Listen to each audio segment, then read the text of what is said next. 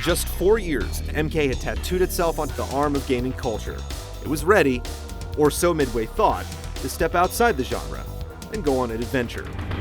Mortal Kombat Mythology Sub-Zero followed the original Icebreaker in a side-scrolling mission to defeat Quan Chi before he tried to steal an amulet from the Elder God Shinnok. No!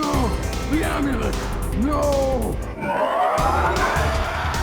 The controls weren't a stretch from the MK tried and true, and it focused on a big name most every fan adored, but the first chapter of this series became a myth in itself.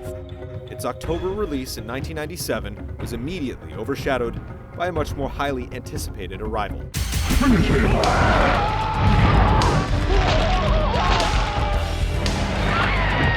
MK4 marked Kombat's 3D debut, albeit a truncated one. Determined to return the series to its darker roots, the gameplay felt very similar to past titles, though without the previously inconsequential frivolities. MK also introduced the use of weapons and certain environmental hazards, such as rocks to throw at enemies.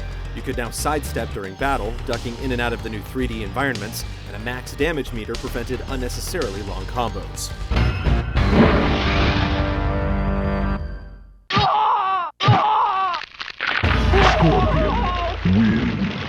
MK4 reintroduced Shinnok, the Elder God, one of the controllers of the 6 realms within the Mortal Kombat universe. Banished to the Nether Realm for an unaccountable number of years, he predictably escaped and threatened all worlds. Raiden called upon newly drafted Earthrealm warriors Fujin, the Wind God, Jarek, a member of the Black Dragon, Kai, another Shaolin monk, Rico, Shinnok's general, and Tanya, a traitor to Edenia. Mortal Kombat 4 had a lengthy and difficult production process, mainly due to the sheer size of the development team. However, because actors were no longer needed for motion capture, animating anything became substantially easier. MK4 also utilized multiple camera angles for some of the more grotesque show and tells. Port-wise, MK4 invaded the Nintendo 64, PlayStation, and the PC. A Sega Dreamcast version of MK4 dubbed Gold was pressed and stamped in 1999. Gold had all the makings of MK4, and like Ultimate 3, it enticed with exclusive readmitted characters and stages.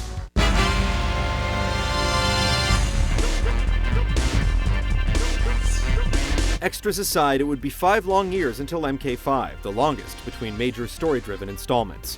Jax bravely tried to pass the time in 2000 with Special Forces for the PlayStation. With no original developers involved, there was no one to give it care and credibility. The top-down first-person spy adventure starred the bioagent and his gang the Black Dragon in a daring yet conventional prison break. It was not the series at its finest.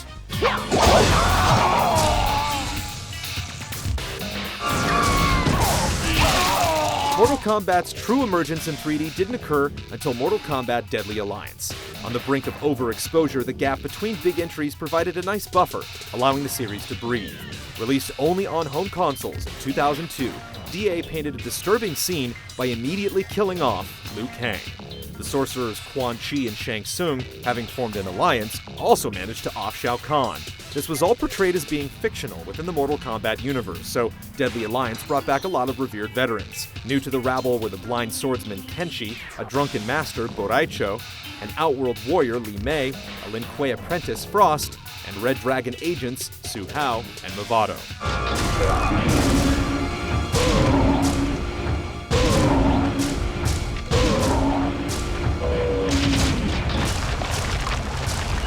Considered a gameplay reboot, each character now came equipped with a series of fighting stances you could switch in and out of. The ability to run was dropped, and each warrior had fewer special moves. This was done so that players would take advantage of each character's individual fighting mechanics, since they all grew to now differ greatly from one another. The full 3D stages allowed freedom to move anywhere within the arena. Standing out amidst the various tests of might was Conquest, a half-tutorial, half-adventure mode. It fleshed out the story and provided connections between characters wherever possible. By playing through the game's modes, players earned coins that they could spend on various items in the crypt. The only thing missing were stage fatalities, possibly dropped in the midst of all the wacky distractions. Following a failed animated series, live-action series, and subpar film sequel, the Mortal Kombat brand was losing stamina. This new alliance brought MK from digitization to realization. It made $2 million, ushering in a 6th tournament.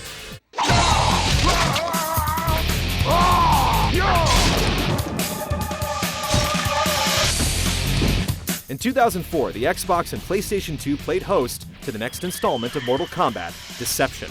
The GameCube version wasn't released until 2005, though it included both Shao Kahn and Goro as exclusive fighters. Deception introduced a new boss, Onaga, the long-forgotten Dragon King, who could only be stopped by destroying 6 artifacts from which he drew his power. Deception turned Conquest Mode into a full-fledged action RPG that encouraged exploration. Players assumed the role of Shujinko, a monk sent out on the original realm-bending, artifact-retrieving quest. The gods take a dim view of senseless violence. Mortal Kombat Deception featured 26 fighters and borrowed the engine of Deadly Alliance. Only 9 entries were brand new to the MK universe. Each character maintained 2 stances, 2 fatalities, and a weapon. Some stages also came equipped with an even better weapon that players could grab on the fly. Harakiri, a new way to voluntarily end the fight, let you deny your opponent the gratifying mockery of your death. Chess combat played just as rigidly and gruesomely as it sounds, and puzzle combat took Street Fighter's cue that there are no 2 genres that shouldn't be combined at least twice. Finish her!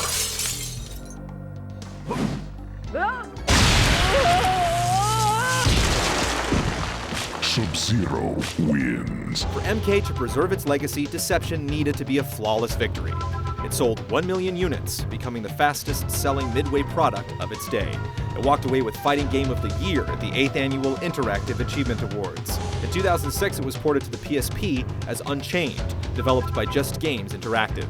Blaze, Frost, Jax, and Kitana snuck into the portable roster, though with only 1 fatality apiece and no Harikiri. The franchise that a decade earlier was almost banned in some countries was now recognized as the finest in its genre. The money and credibility poured back in. Maybe this time, an adventure game would work.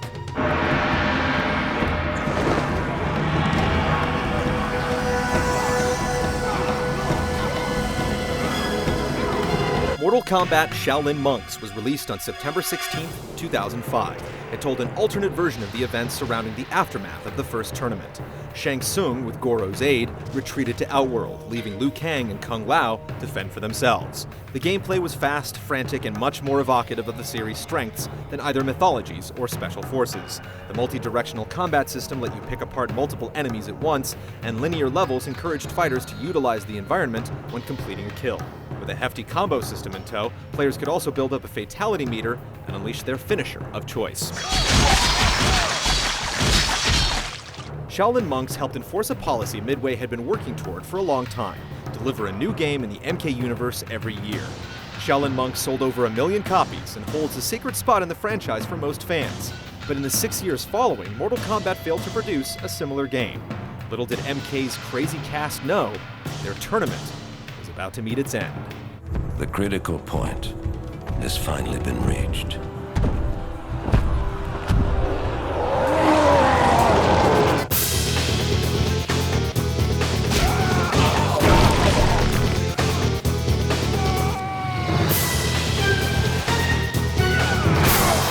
The 7th MK, appropriately titled Armageddon, began the series' first chaotic conclusion in October of 2006.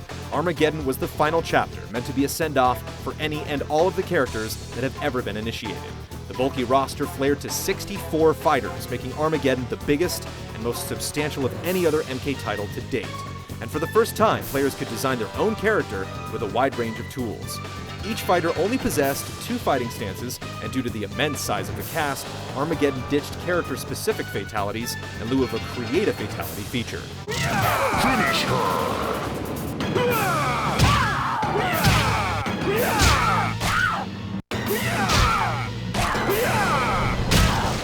Johnny Cage wins. Mortal fatality.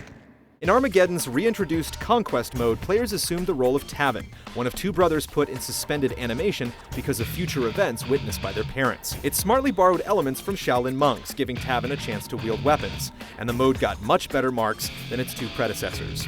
The other non-traditional entry was Motor Combat, a light but nonetheless hysterical trip around the track, complete with custom hazards and personalized vehicles. Armageddon was highly praised for its extras and insane character count, but with bland fatalities, once the game was left to the fighting, it was clear the 3D engine was becoming as ancient as the gods that watched over this hallowed competition. MK's future was again in question. The battle for survival begins. Engage. Japan saw the start of something special in 1996 when Capcom decided to pit select Street Fighters to battle some of the boldest faces throughout the canon of Marvel Comics. By the turn of the century, this collaborative series spread past arcades to the PS1, PS2, Saturn, and the Dreamcast. Fans had to test their patience for a decade longer to get a fourth, and while the boards and forums were screaming about this, the obvious counterbalance to this splashy sprite fest was beginning to take shape. If there's any League of Warriors that understands split timelines and unexplained plot portals, it's DC.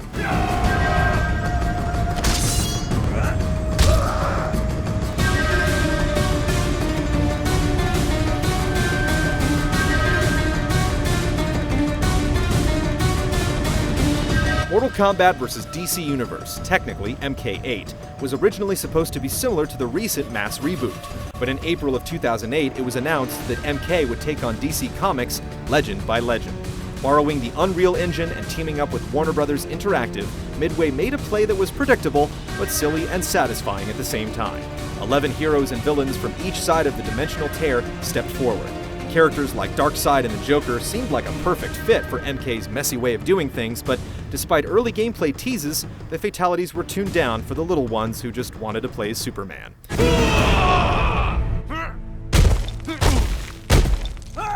Superman wins. Heroic brutality. Eye-catching cinemas and two zany storylines helped save the day, raising console sales to just shy of 2 million copies. It not only made MK look good, DC Universe was one of the best-selling games in Midway's history.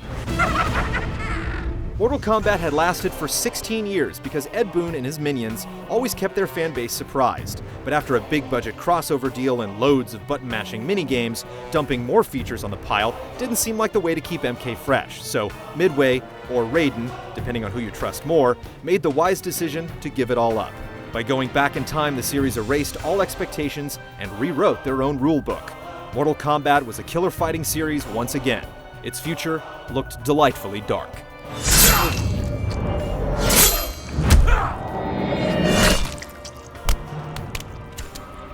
Scorpion wins. Fatality.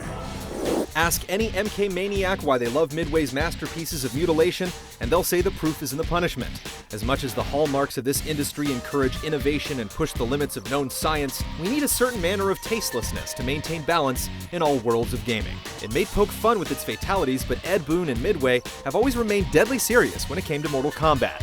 They'll go to almost any length to bring their faithful tournamenteers the spectacle they demand, whether that extends to the small set, the silver screen, or a whole new generation of fighters waiting to be tested.